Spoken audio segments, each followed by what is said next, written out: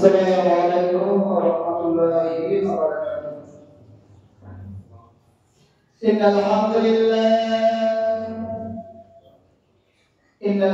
لله نحمده ونستعينه ونستغفره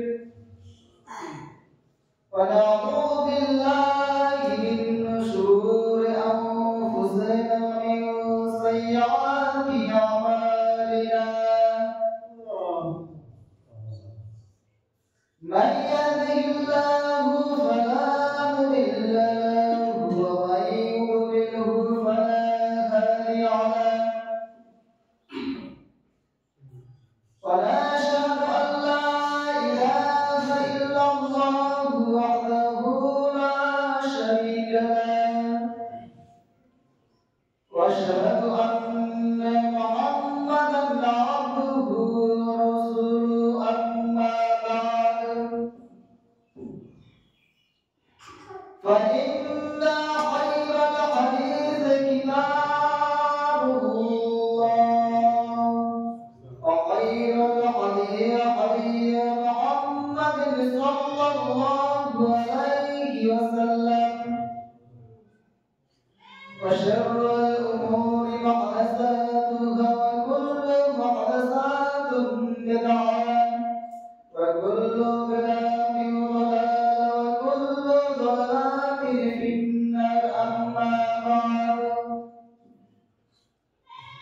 فأعوذ بالله من الشيطان الرجيم.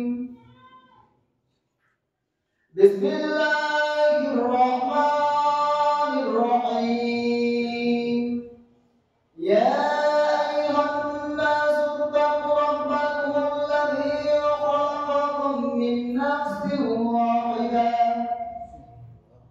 وخلق منها زوجها وبث منهما رجالا كثيرا ونساء. واتقوا الله الذي تساءلون به والأرحام إن الله كان عليكم رقيبا.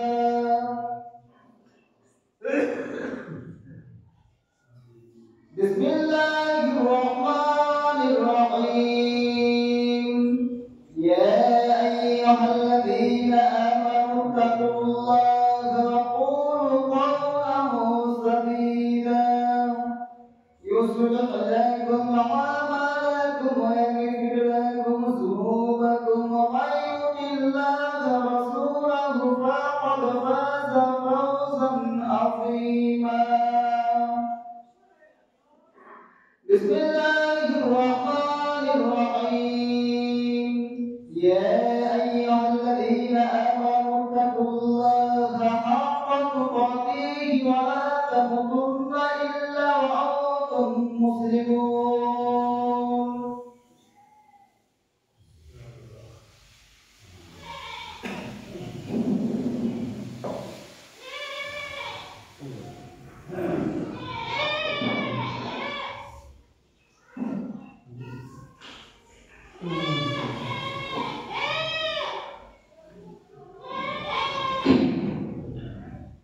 نحمده ونصلي على رسوله الكريم. أما بعد فأعوذ بالله من الشيطان الرجيم. بسم الله الرحمن الرحيم. ألهاكم التكاثر حتى زرتم المقابر كلا سوف تعلمون ثم كلا سوف تعلمون كلا لو تعلمون علم اليقين لترون الجحيم ثم لترونها عين اليقين ثم لتسألن يومئذ عن النعيم. القرآن। শ্রদ্ধেয় সম্মানিত আজকের এই জুমায় উপস্থিত সম্মানিত মুসল্লিবৃন্দ, প্রশংসা, গুণগান, গুণকীর্তন সেই মহান রব্বুল আলামিনের জন্য, যে মহান রব্বুল আলামিন আমাদেরকে মসজিদে আসার তৌফিক দান করেছেন। তাই তিনার প্রশংসা করে, তিনার গুণগান করে, তিনার গুণকীর্তন করে আমরা শেষ করতে পারি না। তাই সংক্ষিপ্তভাবে ছোট্ট মুখে মধুর সুরে এক বাক্যে সকলে বলি আলহামদুলিল্লাহ। আল্লাহ তাআলার অশেষ দয়া এবং রহমতের পরে পরে আমাদের প্রিয় নবী জনাবে মুহাম্মদ সাল্লাল্লাহু আলাইহি ওয়াসাল্লামের উপর শত কোটি দুরূদ সালাম বর্ষিত হোক। আমিন। আল্লাহুম্মা সাল্লি আলাইহি, আল্লাহুম্মা বারিক আলাইহি। আমি কোরআনুল কারীম থেকে একটি সূরা তেলাওয়াত করেছি। এই সূরাকে সম্মুখে রেখে কিছু কথা বলবো ইনশাআল্লাহ। আমাদেরকে সর্বপ্রথম জানতে হবে আল্লাহ তাআলা আমাদেরকে দুনিয়ার বুকে, পৃথিবীর বুকে কেন সৃষ্টি করেছেন।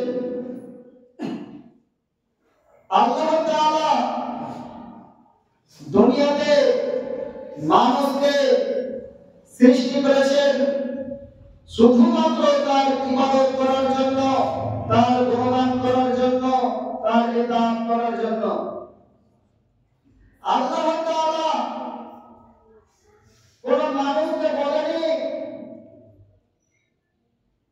যে তুমি দুনিয়ার মধ্যে শুধুমাত্র আমার ইবাদত করো, তোমাকে ইনকাম করার কোনো দরকার নেই।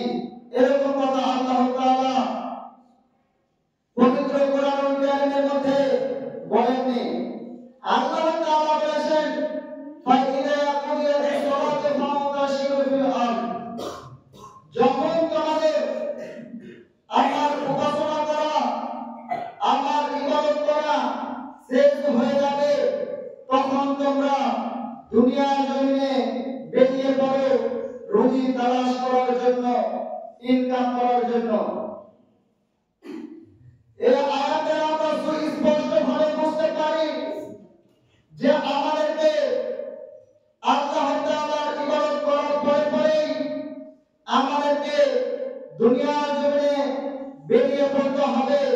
সারাক্ষণ আল্লাহ তাআলার ইবাদত করা যাবে না। আল্লাহ তাআলার ইবাদত করার জন্য যতটা সময়ের দরকার ঠিক ততটাই সময় দিতে হবে। তারপরে আমাদেরকে দুনিয়ার জমিনে, পৃথিবীর জমিনে রুজি তালাশ করার জন্য, ইনকাম করার জন্য বেরিয়ে পড়তে হবে। আমরা অধিকাংশ মানুষ যখন আল্লাহ তাআলার ইবাদত করা হয়ে যায়, তারপরে আমরা ইনকাম করতে বেরিয়ে পড়ি। তবে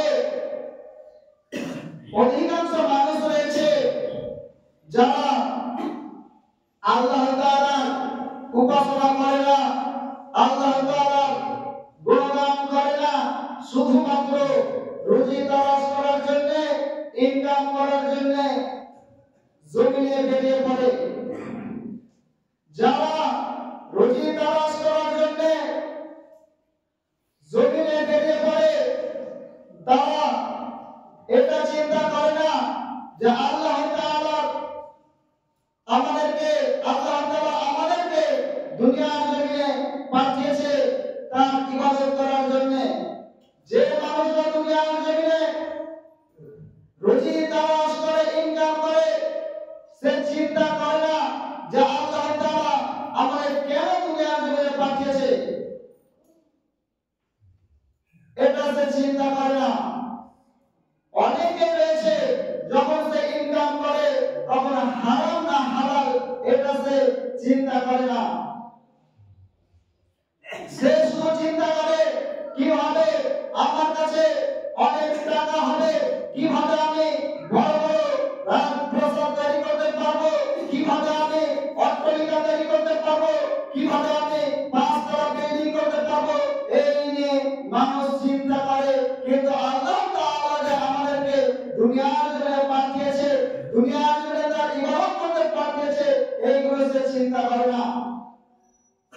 এই কারণে আল্লাহ তাআলা পবিত্র কোরআনুল কারীমের মধ্যে বলেছেন, আলহাকুমুত তাকাসুর, প্রাচুর্যের প্রতিযোগিতা মানুষকে আত্মভোলা করে রেখেছে, মানুষকে গাফিল করে দিয়েছে, মানুষকে দূরে ঠেলে দিয়েছে আল্লাহর স্মরণ থেকে, আল্লাহ তাআলার ইবাদত করা থেকে মানুষকে দূরে সরিয়ে দিয়েছে। প্রাচুর্যের প্রতিযোগিতা, কি করে আমার বড় বড় বাড়ি হবে, কি করে আমার বেশি টাকা হবে, এই যে মানুষ প্রতিযোগিতা করে যে ওর অনেক টাকা রয়েছে, ওর অনেক বড় বাড়ি রয়েছে, আমার কেন বড় বাড়ি আমি কেন করতে পারবো না, আমি কেন তার চাইতে বেশি টাকা ইনকাম করতে পারবো না, এই নিয়ে মানুষ প্রতিযোগিতা করে। মানুষ ভুলে গেছে যে আল্লাহ তাআলার জন্য আমাকে কিছু সময় দিতে হবে। এই কথা আল্লাহ তাআলা বলেছেন, আলহাকুমুত তাকাসুর, মানুষের প্রাচুর্যের প্রতিযোগিতা আত্মভোলা করে রেখেছে। কতদিন পর্যন্ত? হাত্তা যুরতুমুল মাকাবির, যতক্ষণ না সে কবরে সাক্ষাৎ করেছে, যতক্ষণ না সে আজরাইলের সাথে সাক্ষাৎ করেছে, ততদিন পর্যন্ত মানুষ ভুলে গেছে, আল্লাহ তাআলার স্মরণ থেকে দূরে সরে গেছে। তারপর আল্লাহ তাআলা বলেছেন, কাল্লা সাওফা তা'লামুন, কখনোই নয়, শীঘ্রই তারা জানতে পারবে। যারা ধন সম্পদের পেছনে ছুটতে ছুটতে আল্লাহ তাআলা ভুলে গেছে, তারা শীঘ্রই জানতে পারবে। সুম্মা কাল্লা সাওফা তা'লামুন, অতঃপর কখনোই নয়, শীঘ্রই তারা জানতে পারবে। যারা মনে করে কাল্লা শব্দের অর্থ হলো কখনোই নয়, যারা ধন সম্পদের পেছনে ছুটতে ছুটতে নিজেকে আল্লাহ তাআলার স্মরণ থেকে গাফিল করে দিয়েছে, বা যাদের এরকম ধারণা রয়েছে যে মরার পরে আমরা মাটির সাথে মিশে যাব, আমাদেরকে জীবিত করতে পারবে না, এই মানুষগুলোকে আল্লাহ তাআলা বলছেন কাল্লা, কখনোই নয়। তাদের ধারণাটা হলো ভুল ধারণা। এই কথা আল্লাহ তাআলা বলছেন যে কাল্লা, যারা এই ধারণা করে বেড়ায় যে আমরা যখন মারা যাব আমাদেরকে আর পুনরুজ্জীবিত করতে পারবে না, এই ধারণা তাদের ভুল ধারণা। সাওফা তা'লামুন, শীঘ্রই তারা জানতে পারবে যে আল্লাহ তাআলাকে সে কেন সময় দেয়নি, আল্লাহ তাআলার স্মরণ থেকে সে গাফিল হয়ে গেছে, অতি শীঘ্রই সে জানতে পারবে যখন সে আজরাইলের সাথে সাক্ষাৎ করবে। আল্লাহ তাআলা তারপরে বলেছেন, কাল্লা লাউ তা'লামুনা ইলমাল ইয়াকিন, যদি প্রত্যেকটা মানুষ নিজের জ্ঞানে জানতো যে আল্লাহ তাআলাকে আমাদের সময় দিতে হবে, এটা যদি প্রত্যেকটা মানুষ জানতো নিজ জ্ঞানে, তাহলে অধিকাংশ মানুষ আল্লাহ তাআলাকে স্মরণ বেশি বেশি করত, আল্লাহ তাআলার রাস্তায় বেশি বেশি ধন সম্পদ ব্যয় করত। যদি মানুষ নিজ জ্ঞানে আল্লাহ তাআলা সম্পর্কে জানতো। তারপরে আল্লাহ তাআলা বলেছেন, লা তারাউন্নাল জাহিম, অবশ্যই তুমি জাহান্নাম দেখবে। যারা আল্লাহ তাআলাকে সময় দেয়নি, যারা আল্লাহ তাআলার স্মরণ থেকে গাফিল হয়ে গেছে, তারা অবশ্যই জাহান্নাম দেখবে। যারা জাহান্নাম করে বিশ্বাস করেনি, যারা জাহান্নামকে অস্বীকার করেছে, তারা অবশ্যই জাহান্নাম দেখবে। তারপরে আল্লাহ তাআলা বলেছেন, তুম্মা লা তারাউন্নাহা আইনাল ইয়াকিন,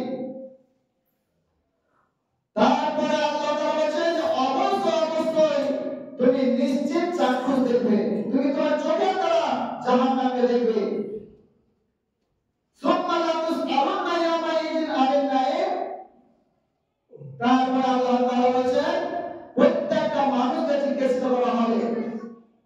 দুনিয়াতে যত মানুষ রয়েছে প্রত্যেকটা মানুষকে আল্লাহ তাআলা জিজ্ঞাসা করবেন তার নিয়ামত সম্পর্কে।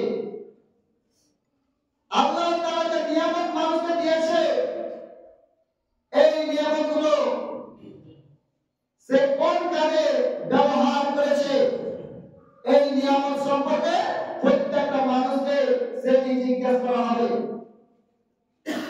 আমরা যদি আল্লাহ তাআলার দেওয়া নিয়ামতগুলো সঠিক কাজে ব্যবহার করি তাহলে আমরা সেদিন জাহান্নাম থেকে বেঁচে যাব, নচেত আমরা জাহান্নাম থেকে বাঁচতে পারবো না।